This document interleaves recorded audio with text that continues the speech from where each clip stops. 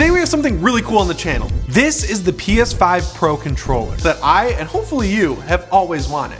Well, at least since like November. So we were looking around on Etsy for some cool accessories for the PS5, and we found this controller, and we looked at it and we knew immediately we had to check it out. Now the guy who makes these is called CodemanMods921, and we looked at his YouTube channel and knew immediately that we had to get our hands on one of these controllers, because not only does it have some really cool mods to it, you know, Codeman mods the controller, it also does some really cool LED effects. So obviously you can see that the controller is clear, but one of the cool mods that was done to it is that it also has these back pedal attachments that I was actually surprised when I mentioned these for the DualShock 4 and how they don't have them for the DualSense. A ton of you were in the comments like, yeah, I really want these on the DualSense. They add a lot to it. And now that I've used this controller, I completely agree. But depending on how you feel about RGB, one of the coolest things about this controller is this little copper square here on the touchpad. If you press and hold on it, the controller has LED built in. And this is its own little touchscreen capacitor type thing. It's a copper square. I don't really know how it works, but when you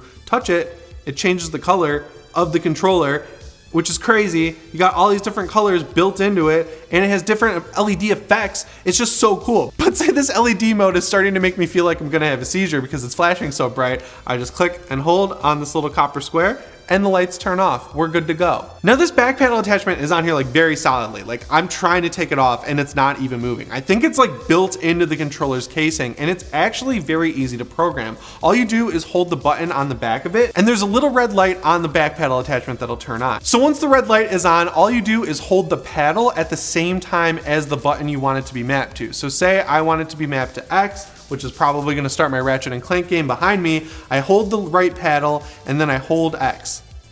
And then it'll blink, and when it blinks 3 times, it's mapped. And then say I want this left paddle to be mapped to square, I hold it at the same time as square, and then the button blinks, and it's mapped. So now that I have X mapped to the right paddle, I just hold the button on the back, the red light will turn off, and then as you can see, my thumb is nowhere near the X button, guys. I just click this, and Ratchet's jumping. I hit the X button, and he jumps.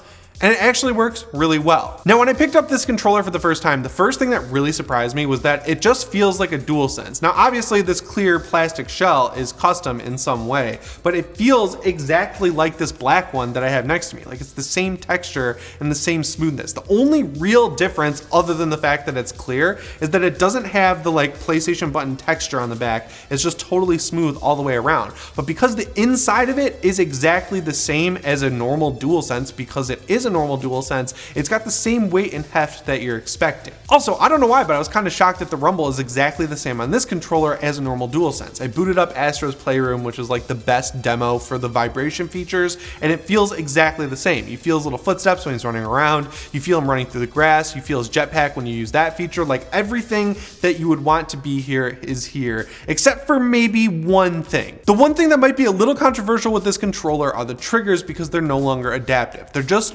buttons, which is really good for shooter games. Like if you're playing Ratchet and Clank and you just have a button as a trigger, it just makes it shorter to pull the trigger so you shoot faster, if that makes sense. I was honestly just a little bit shocked when I fired up Ratchet and Clank and all of the haptics were there. Like everything feels exactly how it should. We have the speaker off on the controller because we're recording this gameplay and we need to sync it up, but the speaker works just fine as well, which is sick. The one thing that's different on this controller is the triggers. So instead of the adaptive triggers we're used to on the DualSense, we have buttons, which is really good for a shooter like Ratchet and Clank, but even better for a shooter like Call of Duty or Destiny 2, because the shorter the trigger pull, the faster you're firing off shots. You do still get the vibration in the triggers too, so you get the best of both worlds with this bad boy. I gotta complain with you guys, I'm probably the one person out there who doesn't really love the adaptive triggers. Like they're very cool in certain games, like especially Astro's Playroom or something like Spider-Man Miles Morales. I've seen how good they can be used, and I'm really excited to use them in Ghost of Tsushima, but when I'm playing something like Call of Duty,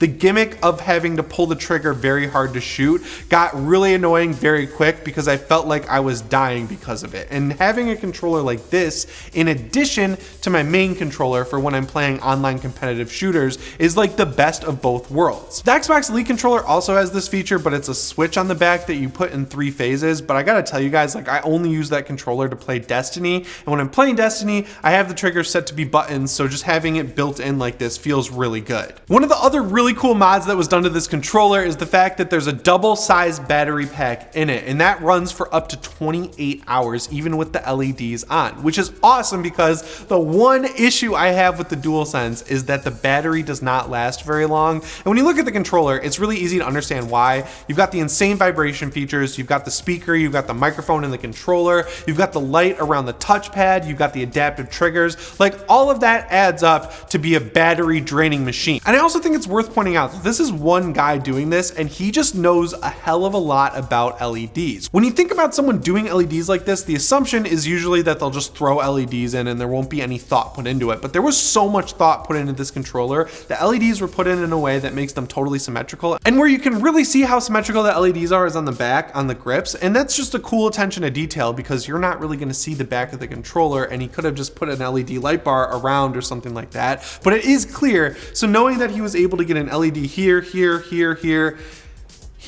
and in the thumbsticks, like, that's really cool. And I think it's awesome that he has these clear thumbsticks that feel exactly like the DualSense thumbsticks, but they're clear and the LED lights come through. It's just so cool. If you want to pick up one of these controllers for yourself, they start at around $200, and that'll get you the clear DualSense with the LEDs, which is pretty cool on its own. And it's actually not that much more expensive to add on stuff like these back paddles. He makes a ton of different types of controllers. I saw a Batman one, I saw a Call of Duty one. He's always just screwing around with all of these different LED technologies for DualSense controllers, and I just think that is really cool. And just in case it wasn't clear, this video is not sponsored in any way. Cody was just stoked to get this controller in our hands, and he was excited that we wanted to talk about it, and I think that's really cool. Cody's also showed me some custom plates he's made for the PS5 that have LEDs in them, and the LED light spreads out throughout the entire plate, and it looks so cool. He can put graphics on there. I just think it's really cool that this is a guy who has a hobby where he's just messing around with stuff that he really knows really well.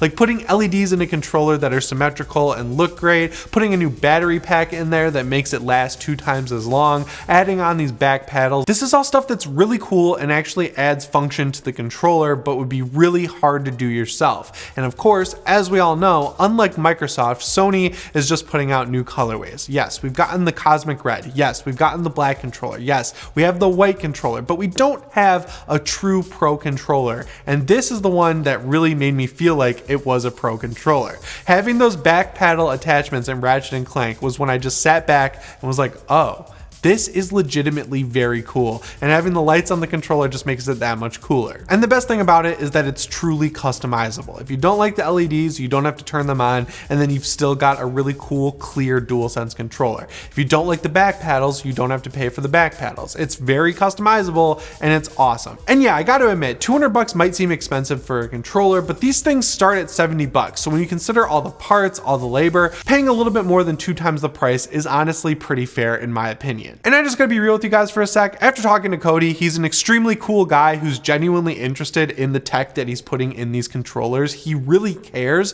So giving him $200 versus a company that's mass producing these things is like a no-brainer to me. I feel like he's being very fair with the prices, and he's doing some really cool work. If you want to see more of the mods he's doing and all of the different controllers he makes, we'll have his Etsy account linked in the description. We'll also have his YouTube channel linked where he's showing off some of his coolest controllers he's ever made. He's just a really cool guy, and I highly encourage you guys to check his stuff out. And let me know what you think of this custom controller down in the comments. Remember, if you want to stay PS ready, subscribe and set your notifications to all. As always, guys, my name is Jimmy Champagne, and I'll see you in the next one. Thanks for watching.